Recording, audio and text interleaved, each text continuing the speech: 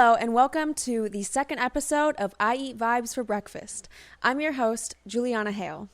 So today we are going to talk about releasing music as an independent artist. Now, you could have a podcast that is literally only about that, and we cannot quite possibly get to every single corner of this topic today, but I do want to give a brief overview. So let's start with the tea of the day, as we do. So our literal tea for today is the Tazo Earl Gray Tea. It is basically, I think, the only black tea I really like to drink. I feel like black tea can give me a bit of acid reflux, especially since I already have gastroparesis. But the Tazo Earl Gray Tea is, I don't know, really well balanced. I guess it says it's balanced, it's kissed with lavender essence. So I like it. It's got some caffeine in it, so I'm very excited. I think it should be ready to drink. Okay.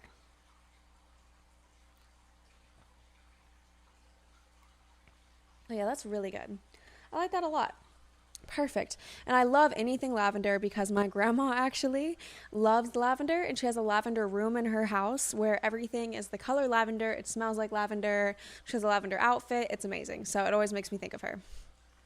Okay, so our figurative tea of the day. When I'm recording this, it is the week after the Super Bowl. So obviously we have to talk about Rihanna. So not only did she absolutely kill her performance, she self-promote her makeup, which I think is a boss move, honestly. I read somewhere that the searches for her makeup brand went up like 338% or something. Don't quote me on that, but that's a lot. And so go her, amazing. I felt like the arrangement was amazing. She played great songs. Her vocals were on point. She sounded phenomenal. She has some of my favorite live performances for sure. So, I mean, obviously, she also announced her pregnancy, which is so cute, and I feel like she did so great. I hated seeing comments about people saying that she didn't dance enough or whatever. Like, she's doing enough. Like, I don't think we're in the position to criticize Rihanna. That's all I've got to say about that. The other tea that's been in the news lately is Hollywood's maybe least favorite couple or a couple that we love to hate. I don't know. Megan Fox and MGK. So not only at the Grammys did she looked amazing. He looked like the Tin Man, but I guess there's trouble in paradise or purgatory. I think they would probably say it's like purgatory and mean that in some like edgy fun way, but it looks like they might have broken up. An E! News article stated that this simulation may have just went bad, which I thought was like a really funny way to open up an article. So it looks like Megan Fox posted some cryptic Instagram post with a Beyonce lyric that said, "You can taste the dishonesty, it's all over your breath." So after she posted the petty post, she also deleted all of their pictures together from social media, and she unfollowed everyone except Eminem, Harry Styles, and Timothée Chalamet. I hope I said his last name correctly. But obviously a savage move with the Eminem follow, we already know. So that is interesting developments. I have read that people are trying to say that Sophie Lloyd, his guitarist as of last year, may be involved, but I don't want to perpetrate that rumor. I honestly don't think that's true because her team has come out and said she's a professional. She's just a musician doing her job, and I support that. So I say let's leave her name out of it. I know I just mentioned her name, but I'm here to defend her and say that I don't think we should involve her simply because she's a woman that knows MGK. I think that's petty. I did see that Megan Fox responded to a comment about Sophie that said like, maybe, I think it said like maybe he got with Sophie or whatever, and Megan Fox responded and said maybe I got with Sophie. So at least she's making some light of it, it seems. And in other news that is not entertainment news, but like in worldly news, which we don't want to get too much into the worldly news because let's be honest, it's depressing. The world might be ending. I actually have a song coming out on March 17th about the world ending, kind of because of all this stuff. So we won't get into it because who wants to talk about that? But we will talk lightly, very lightly, about the balloon controversy.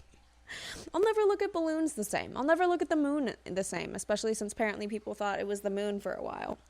But that's absolutely crazy that we just I don't know, there's just balloons everywhere and we're shooting them down. There are so many UFO sightings. It's insane. It's skyrocketed. It's just lasers all over the sky. I saw some purple lasers coming down. I don't know what to believe though, like anything could be fake on the internet, but I do think it's pretty crazy. I think it's wild. So I don't know what you guys think. Let me know. I don't know if you guys believe in aliens. I think it's not the farthest stretch to think that there's other life out there. I guess we're going to see. Is it a drone? Is it an alien? Is it a balloon? Are the balloons waging war? Have the balloons become sentient? Like, is that the concern at this point? I got to know. And, like, did China ever even take, like, responsibility for the balloons? Or were we just, like, China? I want to know. I want to know where we got our facts from. And I want to know the truth.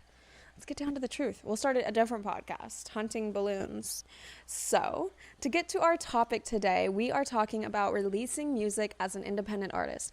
So, I'm an independent artist, and as I mentioned, I have 2 songs, and there's 3 songs on the project, but I'll explain. We'll get to this. But there are 3 songs coming out in a little project from me on March 17th. So while I was going through all the steps, I thought, why don't I write it down and we can discuss this on the podcast? Because, well, I've been putting out music for a while. I know that some people are very new to it or just getting started, and it never hurts to learn some new things, and maybe I can learn some stuff. If you guys feel like I'm missing anything from this episode, I would love to hear your suggestions, and I would love to just, bounce ideas off each other and learn some things. So let's start the conversation. So I am releasing an EP. It was going to be 2 songs, a double-sided single. The song Still Tomorrow, which is about the end of the world. It's about living like there's still tomorrow, even though you kind of feel like there's not. Because, it can be a little doomsday. My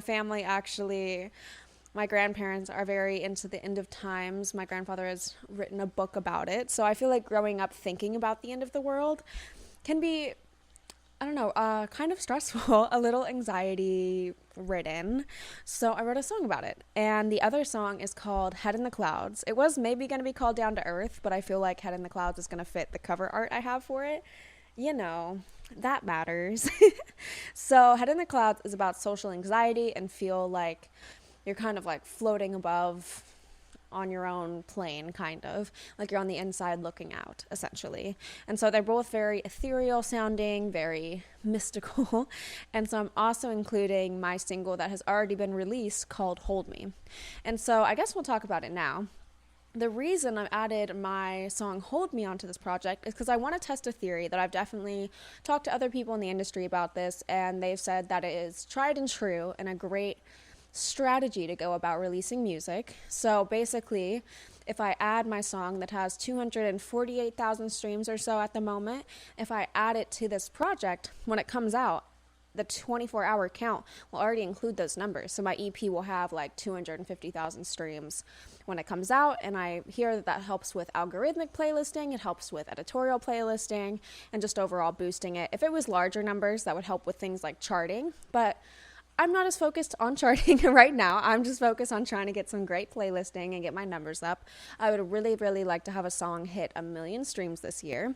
So I'm going to be testing this theory. So I have Hold Me on this little project as well. I use the same ISRC code, which is arguably the most important detail that you need to make sure you have that's cohesive between when you release it as a single and when you're putting it in the project now. Because the ISRC code, the International Standard Recording Code, is what tracks basically your streams, your sales.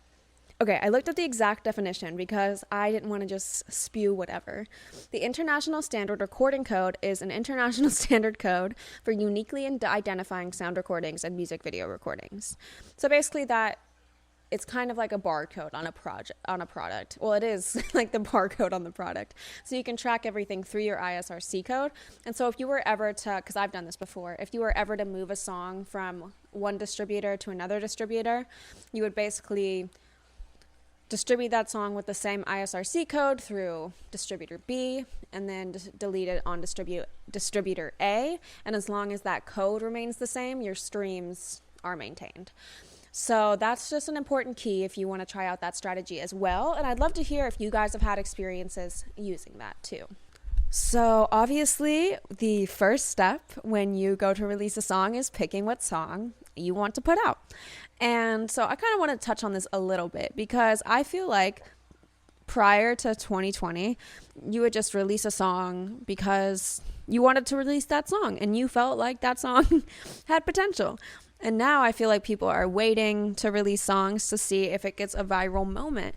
And I've definitely done that. And I didn't release music for a lot longer than I would have liked simply because I was waiting for that super viral moment to put my music out.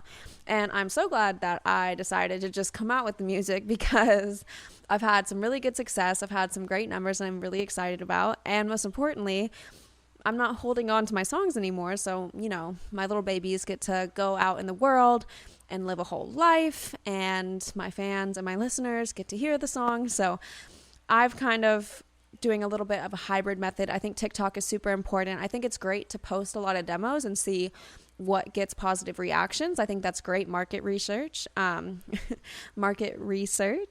Whichever avenue you want to do, but just pick your song. So you have the song that you want to release. Ideally, you would pick a release date that's within like 4 to 6 weeks, honestly, of the day that you're uploading it to the DSPs. That's at least what I've heard as industry standard. I know that you can really like the minimum notice would be a week, because if it's less than a week, then you're definitely not going to be able to pitch it for the Spotify playlist. So you won't get onto the algorithmic playlist like Release Radar. You won't get an editorial playlist. And some of the stores might not be able to process it in time, so you could run into issues. So at least a week in advance. But I did a month and a few days this time. I've done 6 weeks before, 2 months, especially when I was working with a PR company, because we would put it all in, we'd get the press release and all of that, all the pieces together. So it's really to your situation, because say your song did go extremely viral, which is amazing, phenomenal. Claps for you. I hope that happens for everybody. So if your song does go super viral and you want to put it out, I would still just suggest giving it a few weeks, because the virality of that moment is great. And you definitely want to take advantage of that, but you also don't want to miss out on kind of the more like behind the scenes curation and whatnot. So just some tips and tidbits there. So after you have your song figured out and you want to distribute it, you need to pick your distributor. So some people have deals through record labels, which will handle the distribution for you. There's a lot of different avenues you can go through. I've gone through a lot of different distributors and tried out a few different avenues. I've used The Orchard. I've used InGrooves. There's also TuneCore, which is really accessible for indie artists. DistroKid, which is actually what I'm trying out with my most recent release. I'm trying to have a little bit more control over my data, because I was going through somebody who was going through the distributor, and I felt like I personally was kind of struggling to get like really solid reporting and kind of just like the immediate resolutions that I was looking for. So I'm kind of taking it into my own hands and seeing what I can do there. So there's DistroKid. United Masters, I know, is a newer kind of distributor on the scene. I think they work with TikTok in some respects. Don't quote me on that, but I definitely have seen them kind of co-sign each other on certain press releases and whatnot. There's CD Baby, Lander, Ditto Music. I haven't used those last ones, but there are a lot of great options. You also want to make sure that you are signed up with a PRO, with either, ASCAP, BMI, CSAC, which is a performing rights organization, and they'll help collect your royalties as well. So your distributor, like DistroKid, would collect your mechanical royalties, and then your PRO, your performance rights organization, like an ASCAP, would collect your performance royalties. So you just want to make sure you're signed up everywhere you can be. And actually, an interview that I'm filming next week is going to be with a wonderful friend of mine, a dear friend of mine, Laura Short, who works in admin. And so we are going to dive really deep into all of that. So we're only lightly touching on it in this episode, but we are going to go headfirst into licensing, music rights, and all of that. She is a wealth of knowledge, and I cannot wait to have her on this show. So pick your distributor. And, make sure you're signed up with the PRO, make sure you register your song, make sure your copyright is in check. We will go over all of that with Laura 100%, because I want to really bounce off of her and get her expert opinion, since this is what she does all day, every day, because I could talk on it and speak on it from my personal experience, but my experience is much more limited than hers. She totally has the behind the scenes. So we will dive into that, but you want to make sure your copyright is all set up. So when you are setting up your song for distribution inside of the platform, if somebody else is doing that for you, that is great. This might still help you since you'll know what information you need to provide to them. So since I just went through this process, I took some notes of the questions that I answered and the information that I filled out. And so I have those right in front of me. So essentially you upload the song, the cover art, the title, the release date, and then it'll ask you how much you want the album or single to cost. You'll also select the pre-sale date, so when you want it to be available for pre-sale. You'll enter any features, if there are any features on the song, so that you can link their artist profile to yours, which is really great for metadata, especially for algorithmic playlists, because if, for say, you have a feature on your song and they have more monthly listeners or even just a different set of monthly listeners, your music, your collaborative song will then end up going on release radar for both their listeners and yours. So you definitely want to make sure that this information is entered correctly and not just in the title. They will tell you that usually, that not to put the feature in the title. You can also put the songwriters' names in there. And on DistroKid, I know that after you upload the song, you can go back in and add more credits. You can put the musician's name, the executive producer, all of that. But you can put your songwriters here, you upload your master, and then you will also select a start time so that like when you have a preview on iTunes, or maybe it's Apple Music now, I don't think iTunes is a thing. So when you have that little song preview, you're selecting when that starts, the Instagram sound, the TikTok sound, all of that.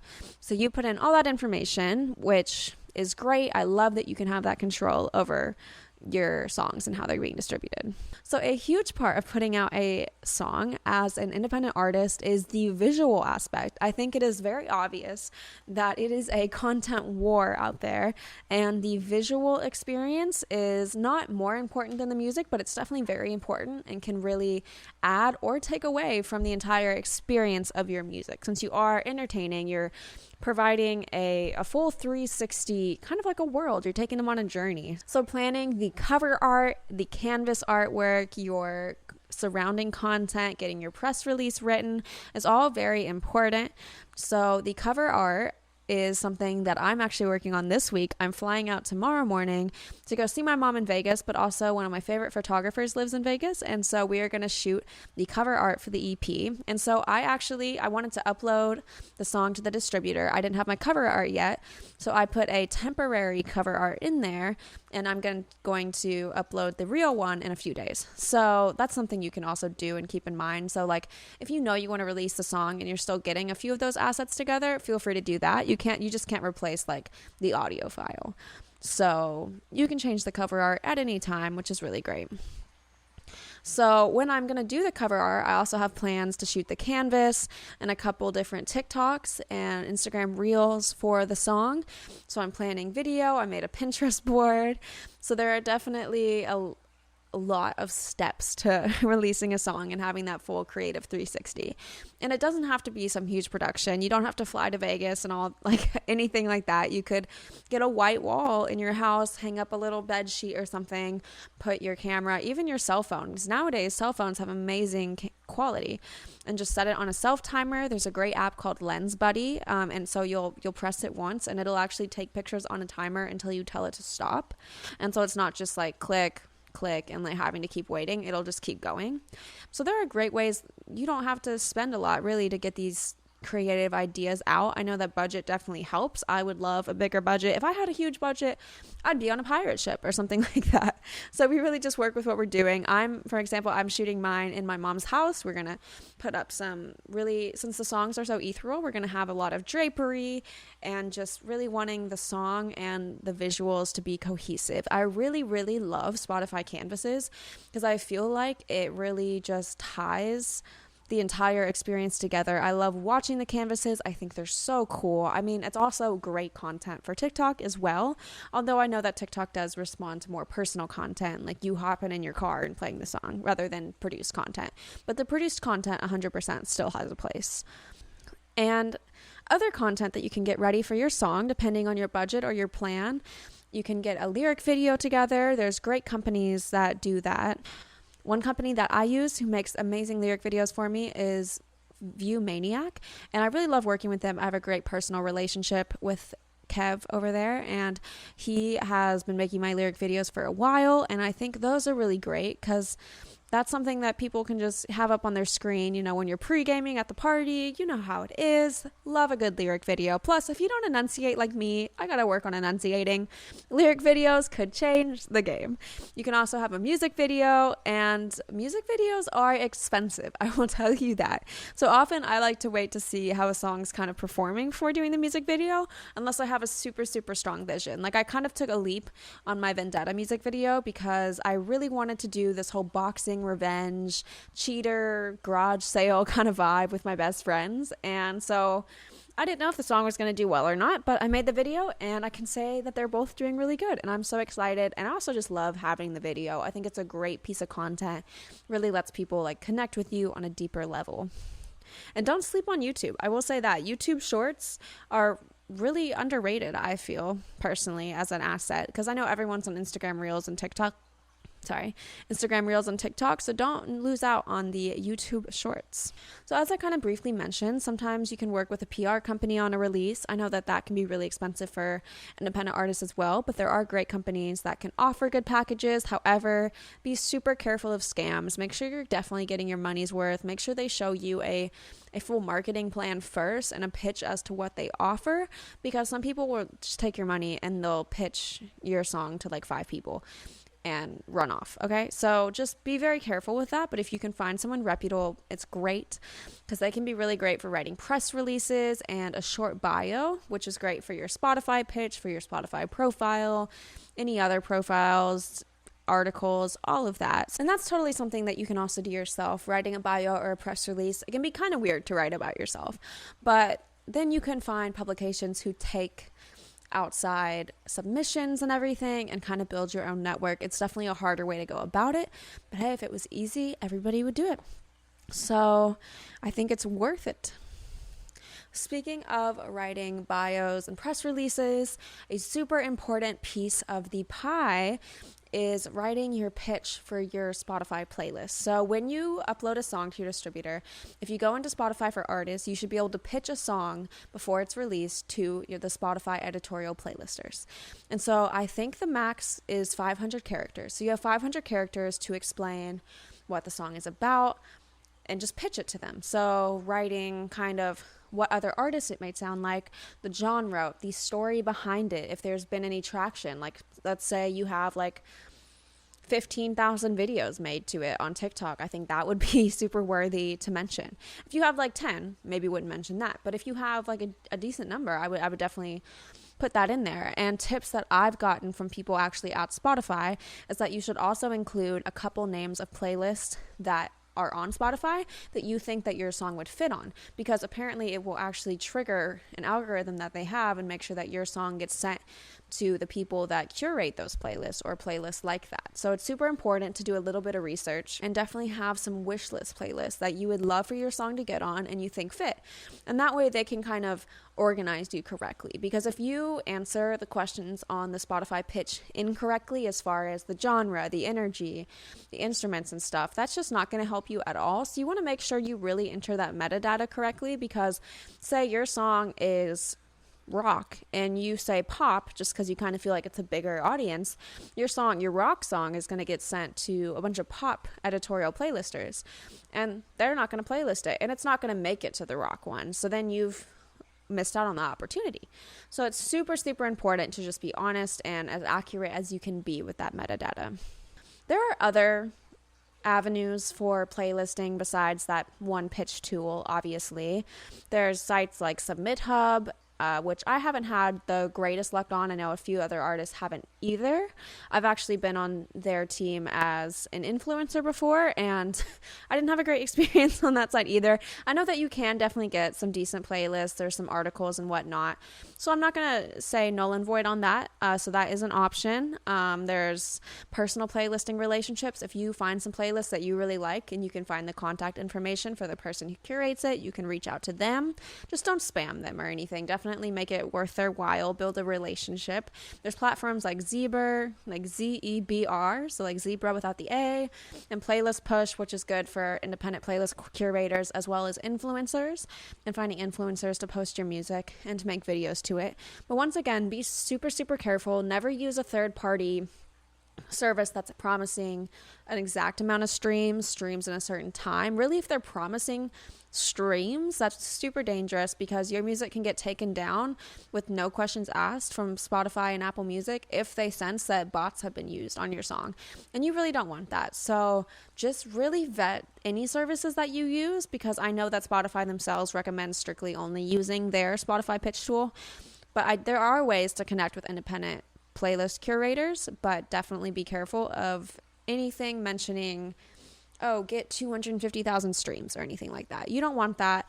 And in the long run, that's not really going to help you. Having fake numbers is not going to help you. If you book a show off of fake numbers and 5 people show up when you had 5 million streams, that's not going to help you. Just being honest is always going to be the best. So people can always see through the smoke screen. So just make sure that you do things, even if it feels like the long way and the hard way, it's the best way. So definitely don't take shortcuts in that capacity, because it can really come back to bite you in the butt. So keep that in mind for sure.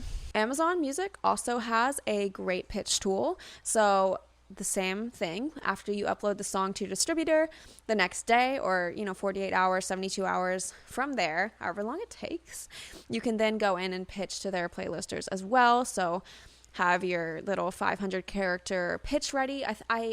If I remember correctly, I think Amazon might be a few less characters. I'm not entirely sure, but make sure you have your pitch ready. Apple Music, at the time of making this podcast, does not have anything like that. I have had some luck playlisting on Apple Music, and I do wonder if that is in the works for them. Pandora is often slept on. So I actually can get a pretty decent amount of streams on Pandora because I don't think it's super inundated. I don't think independent artists really know that Pandora has some really great tools for independent artists, actually. There is a featured track feature where you can just basically nominate one of your tracks to be pushed out to playlists and kind of see how it does. And I've gotten a handful of like a couple thousand streams, which I feel like for Pandora is pretty good because it's not as big as like a Spotify. So I love the tools that Pandora has. You can even have like a personal message that plays before your song comes on. And I really like seeing what artist stations my song ends up on and which ones it gets thumbs up on, because then I know like, okay, this artist's market likes my music, and that's really invaluable information to know who your audience also likes and who might like your music, because then you can kind of target those people with ads or what be it. So I think Pandora has some really great features, so definitely check that out. And for Pandora, you can only pitch it for Spotlight after it's been released and after it gets like 10 daily spins or something of that order. And Pandora, I hope you're not listening to this because I will definitely have like me, my sister, my mom, my man, my stepdad, and like my best friend stream it like a couple times so that I can do that, because otherwise I was not getting that many streams on Pandora. So after I kind of like did that initial boost with my friends and I was able to feature the tracks, and now we're cooking with oil or cooking with fire or whatever. We're cooking now. So kind of cheated the system there. I know I said not to take any shortcuts, but it's literally 10 streams. Like, it's not like I made them stream it like 1,000 times or something. They streamed it like twice each, so don't arrest me, please. So some other fun stuff to do around the time of your release, besides like posting and annoying all your friends and family to pre-save your song and everything, you can also update your artist pick on Spotify. And so what I like to do, and I don't do it with every song, but I've definitely done it in the past, is I'll make a playlist that's kind of the same vibe as the song I'm releasing and as some other music that I've made. And I'll curate a cute little playlist on the same topic, and I'll put my artist playlist, I'll connect it to my artist page, and then I'll pin it to my profile, and I'll put like the little caption, like new music coming out March 17th or whatever, and put it with this playlist. And then once the song comes out, I'll put it on that playlist. And once the song comes out, my artist pick will be that song. However, I do think it's really cool to have a playlist. Or sometimes I made, because like Spotify for big artists like Drake, there's like a This Is Drake playlist that Spotify makes of all their songs. Spotify hasn't done that for your girl. So I made a This Is Juliana Hale playlist and put all my songs on it, and I'll pin that one too, especially if I'm between the releases. So it's like, okay, you come to my page, and I know it already has all your songs and everything, but it's just a nice way if they click on it and they click on a song, then they play through all your songs. So it's just a way to boost that converted listener rate, so that when people hear one song, they want to hear the rest of them. It's also a great idea if you ever run ads for your song to actually run ads for a playlist that has all your music on it, like a This Is Juliana Hale playlist. And so you'll put the song that you're most importantly trying to promote as the number one song. And then after that, they'll play all your music instead of them playing one song and either Spotify stopping or playing something completely random after that. So that's another tip for advertising, is just to make sure that you're promoting as much of, you really want to convert people. That's the biggest thing. You don't want passive listeners as much as you want active listeners. So really anything you can do to convert a passive listener to an active listener is invaluable. And I feel like that's something that Canvas does really great, because you pull them into that visual world and now they're kind of a little more interested. Maybe they'll go to your Instagram now. Maybe they'll go to your TikTok. So just always like to be thinking like that. I like to also do giveaways around times of releases, especially to boost playership. That's not a word. So we can boost pre-sales, views, streams, all of that, social media engagement. I use this really amazing platform called TuneSpeak, and I absolutely love their platform. They have their own set of people that are already on there every day entering contests. So I feel like new fans have found me. My current fans, I feel like, really participate. And what I like is it's not like they just tag you in a post or something. There's point system, so people can come back every day and earn new points. And there's all kinds of ways to earn points: streaming the song, adding it to a playlist, checking me out on Instagram, watching a YouTube video. So then you're getting so much more engagement and they're getting exposed to your content. So TuneSpeak is a great one. Running a contest on Instagram, though, is great because it does cost a little bit of money to set up with TuneSpeak. So if you're kind of more on a budget, just doing a little giveaway. I had a really good giveaway success on TikTok. I said, I'll give out a $25 Starbucks gift card to the person who comments the most on this post. I ended up getting like hundreds of comments. My post got a lot of views. It was a post of my song. And so that was great. And then it cost me $25 for really invaluable marketing. I've done that as well with like $100 Amazon gift card. And I'm like, all right, well, my favorite video that is fan made of this song, I'll give away a $100 gift card. And so then people are making videos to your songs for the giveaway. So definitely something that's not just like tag 2 friends in this post. Although that is really great as well. It's really not going to engage people quite the way that like going that next step to make the video will. And maybe not everyone will make the video, but that's just like a higher value engagement in my opinion. Something else that you want to make sure you have set before you release a song is your split sheet with your collaborators. So that means just ironing out percentages between the songwriter and the publishing, and the master between the producer, the other songwriters, the beat makers, all of that. So you want to make sure that's just nice and tidy, especially if you want to ever pitch it for sync or anything. So just make sure you've got that going on. So Spotify has a really cool tool that you can use after you release the song to promote it. It's called Marquee. So 2 weeks after you release the song, up to 2 weeks after, so as soon as you release the song for 2 weeks, you can submit it to be promoted on Marquee. And so Marquee is like when you open the Spotify app and you get that little pop-up like Taylor Swift new album, that's a marquee essentially. So you can pay, you set a budget, and then you can run a marquee ad. And so now when people that have liked your music in the past open up their app, they'll get a little notification about your new song, and then you'll be able to see a stat sheet of converted listeners. What I really like, let me pull it up actually. So to use Marquee, I just pulled it up in my Spotify for Artists app. You go into your app, into the artist, and you click on campaigns. And right now it says beta. So maybe not everybody has it right now, but I still want to talk about it. So you go into your campaigns. And so I'm able to go click on a prior campaign for Vendetta. Let's look at my song Vendetta. It says completed. It ran for 10 days.